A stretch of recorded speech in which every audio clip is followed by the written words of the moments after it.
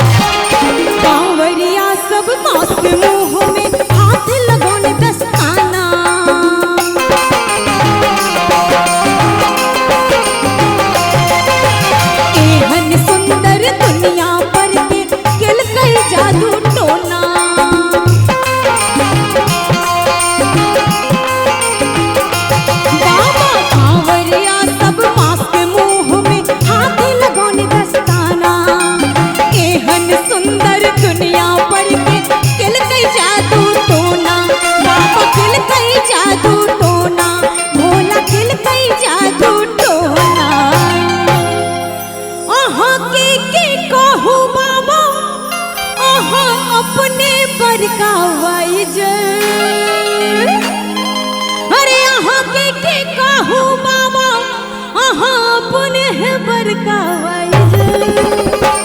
अब बाबा यो बाबा यो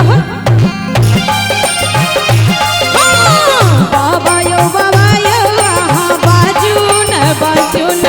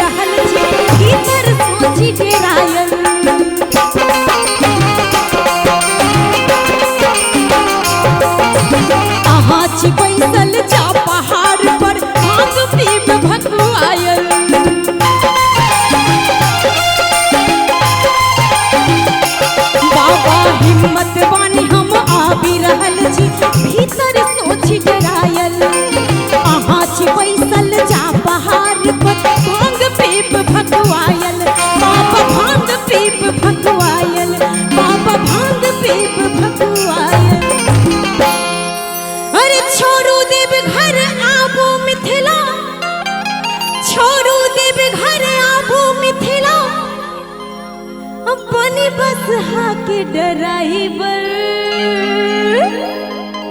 अरे छोरू देव घर आबू मिथिला अपन बस हाके डराइबर बोल दे बाबा भोलेनाथ की बाबा यो आहा बाजू न